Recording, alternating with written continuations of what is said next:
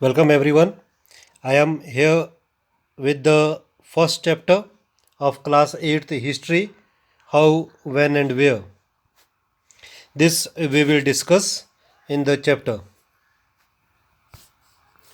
So this is the chapter how, when and where, कैसे, कब और कहाँ. And in this chapter we will try to discuss these points, how important are dates, which dates are important, how do we periodize, what is a colonial उपनिवेश क्या होता है, how do we know about the past, and administrative records, surveys, what official records do not tell.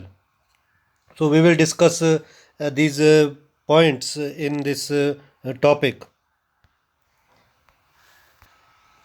So here is this first chapter, how important are dates, that historians are fascinated with dates. जो इतिहासकार हैं उनको कि dates जानना बड़ा ज़रूरी है. और क्योंकि कौन सी घटना कब घटी, कौन से राजा ने कब युद्ध किया, कब जीता, और हिस्ट्री को पूरा जानने के लिए ये डेट्स बड़ी ज़रूरी हो जाती हैं. लेकिन कभी कभी जो स्टूडेंट्स हैं वो इसको बोरिंग महसूस करते हैं, that they feel that it's boring. So is such a conception true, क्या ये जो उनकी सोच है क्या ये सही है.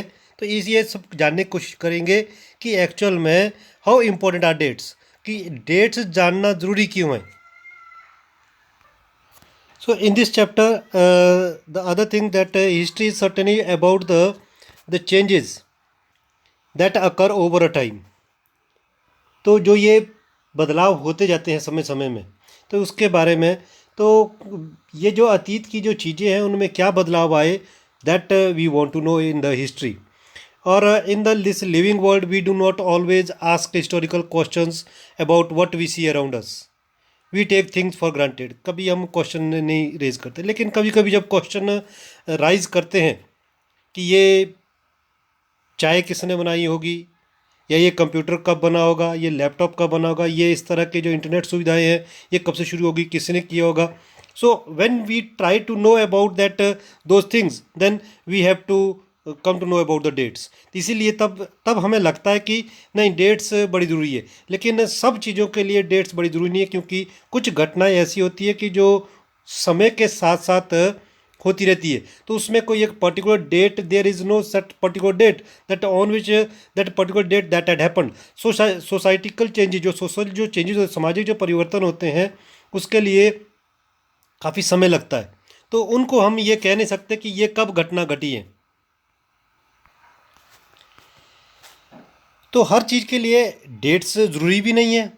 जैसा मैंने क्वेश्चन अभी जो पूछा था कि भाई चाय पीना कब से शुरू किया होगा, तो ये कोई ऐसा नहीं हो सकता कि एक दिन में डिसाइड किया कि चलो आज से शुरू करते हैं. तो ये एक माना गया कि हाँ, अब लोग जो है चाय पीते हैं, तो कब से लेकर शुरू करते हैं. तो एक particular over period, that over period कि वो एक समय काल में जब ये लोगों ने पीना शुरू किया होगा. तो ये ब्रिटिश जब आए हैं, ब्रिटिशर्स ने वो पौधा लेकर आया तो भारत में उसके बाद से लेकर चाय का प्रचलन चला होगा. तो वो उसमें कोई प्रिसाइज नहीं है कि भाई हमने पर्टिकुलर कि भाई that this there should be a date only. So that is the over period of time. So how important are dates? तो ये जो dates है ये कितनी important होती है. When we want to know about the past, at that time इतिहास को जानने के लिए dates बड़ी ज़रूरी हैं. जब पर्टिकुलर हमने जानना ही है कि ये कब घटना घटी है, तो उसको जानने के लिए with the dates are very important. How things were in the past, कि पास्ट में ये सब चीज़ें जो है घटित हो रही थी, तो ये पहले कैसी थी, कब है, किस तरह की थी. तो उस समय हमें फिर पता करना होता कि वे that at the time at what time these things were happening. To compare and take lessons, if we want to compare the past and the present and we want to learn something, we want to take lessons, और we want to improve. So that time also we need that dates are very important. And if we want to know some answers, the questions which we have and we want answers, to know about historical backgrounds, ऐतिहासिक पृष्ठभूमि को जानना बड़ा ज़रूरी है. Livelihood है, लोगों का समाज, जीवन यापन, कल्चर, मार्केट, बिजनेस पहले कैसा था, अब क्या परिवर्तन हुए। तो ये सब चीज़ें जानने के लिए that the dates are very important. So here is what we have discussed, that to know the dates,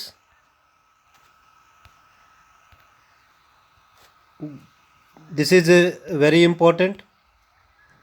How the things were in the past, compare and take lessons, तुलना करना जब हमने, या प्रश्न के उत्तर को जानना है उस समय बड़ा ज़रूरी है ऐतिहासिक पृष्ठभूमि को जानने के लिए, और समाज और संस्कृति के और जीवन यापन को जानने के लिए भी ये बड़ा ज़रूरी है. Then that importance of the dates is that it gives us knowledge. हम नॉलेज देता है, घटनाओं का पता चलता है. तिथियां कोई ज़रूरी नहीं है, लेकिन कुछ समय कुछ जानने के लिए हमें जो कुछ घटनाएं जो स्पेशल होती है, पर्टिकुलर होती है, at the time we need the dates. और लंबे समय तक की कुछ घटनाएं होती है उसमें कोई डेट की ज़रूरत नहीं है, as we have discussed. So that is why that we need the dates. और सांस्कृतिक और ऐतिहासिक पृष्ठभूमि को जानने के लिए भी डेट्स की बड़ी ज़रूरत होती है. So that we discussed that why how importants are the dates. Now next topic is that which dates are important in history. History में हमें कौन सी और डेट्स जो है ज़्यादा इम्पोर्टेंट है. तो डेट्स हमें जो इम्पोर्टेंट जो लगती हैं, focus on a particular event और इशू, किसी खास मुद्दे पर केंद्रित करना है, तो उस समय हमें ये डेट्स जानना बड़ा ज़रूरी है कि कौन से वाइसराय ने कब रूल किया, ब्रिटिशर्स कब भारत में आए, और जो उन्होंने जो यहाँ पर में लॉज इम्प्लीमेंट किए, तो उनके पर्टिकुलर इवेंट्स को जानने के लिए, या कब बैटल्स हुए, तो एट द टाइम जो वो डेट्स है वो बड़ी इंपॉर्टेंट हो जाती है. And to highlight some important activity और सोसाइटी, किसी एक एक्टिविटी को हाईलाइट करने के लिए, किसी समाज की घटना को उजागर करने के लिए बड़ा ज़रूरी है. कि अगर हम नील की खेती का जो विद्रोह हुआ, ब्लू रिबेलियन, या बिरसा मुंडा जो मुंडाज ने जो रिबेल किया अगेंस्ट द ब्रिटिशर्स, सो ऐसे कुछ, तो at the time we need the dates to give significance to which topic और इवेंट. या डेट्स को जानने के लिए, हिस्ट्री को जानने के लिए हम इम्पोर्टेंस ये देते हैं कि हमने इम्पोर्टेंस देनी किस इवेंट को है, किस टॉपिक को हमें ज़्यादा इम्पोर्टेंस देनी है. So at the time the dates are required, क्योंकि हर सब लोगों के लिए हिस्ट्री की अपनी इम्पोर्टेंस हो सकती है, महत्ता हो सकती है. तो उसके लिए डेट्स को डिसाइड करना that are very important to represent story for better understanding.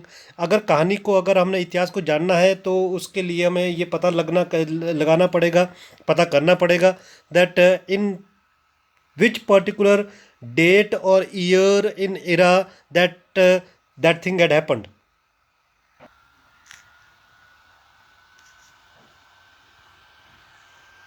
So next is that how do we periodize.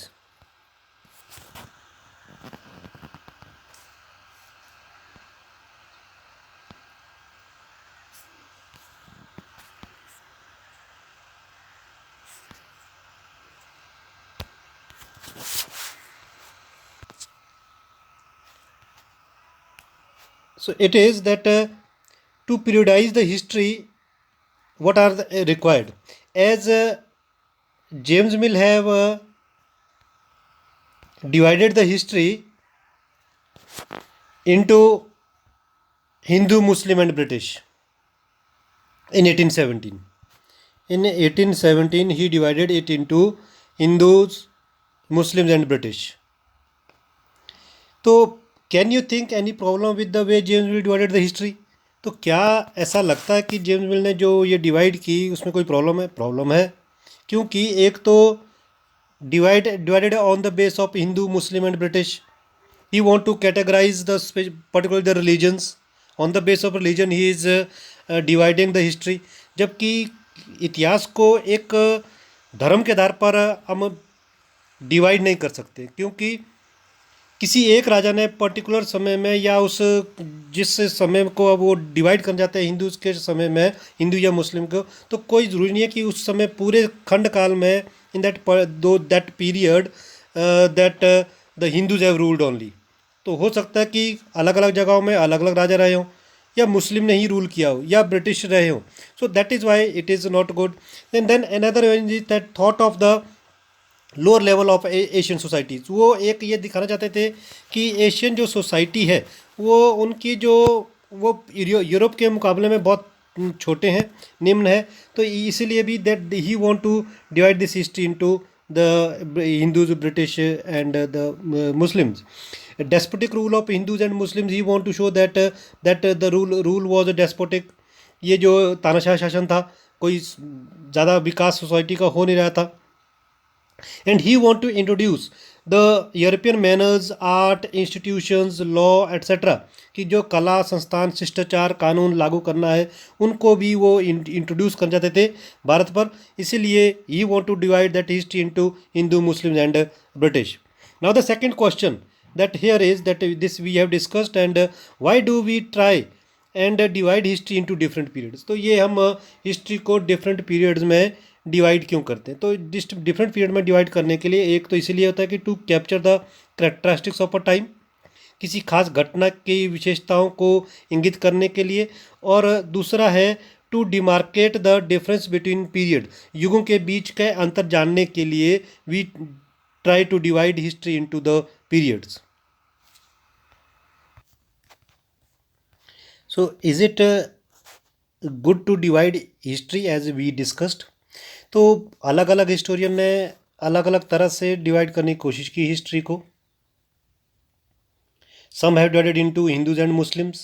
Some have divided the history into ancient, medieval, and the ancient, medieval, and modern. तो इसमें ancient में कि जो पुराने समय में जब technology का ज़्यादा विकास नहीं हुआ, और मॉडर्नाइजेशन में way the growth of all the modernity, science, reason, democracy, liberty, equality वगैरह शुरू हो गई।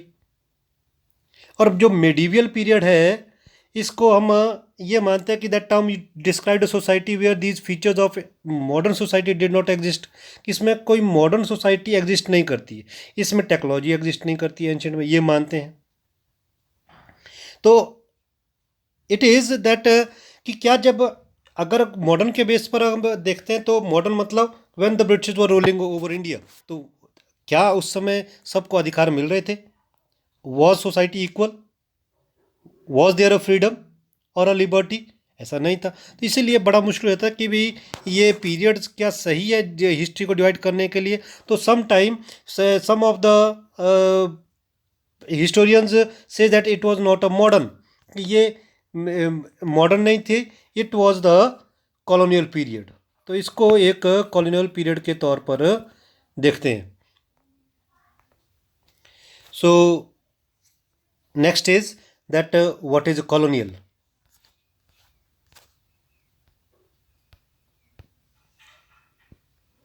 The subjugation of one country by another leads to political, economic, social subjugation।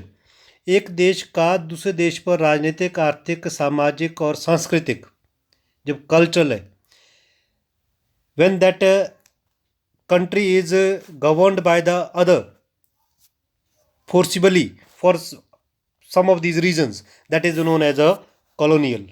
तो हम उसको एक कॉलोनियल, एक उपनिवेश मानते हैं कि उस देश को दूसरे देश ने अपना उपनिवेश बना दिया है। So once again, what is a colonial?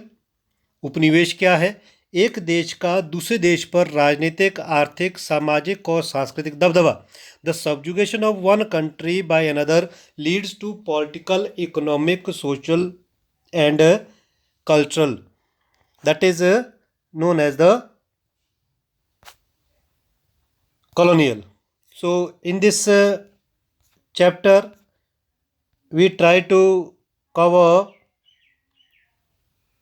the how important are dates, which dates are important to us, how do we periodize, and what is a colonial, that we have discussed. And in the coming video we will discuss these remaining topics. Hope you would have understood. Thank you.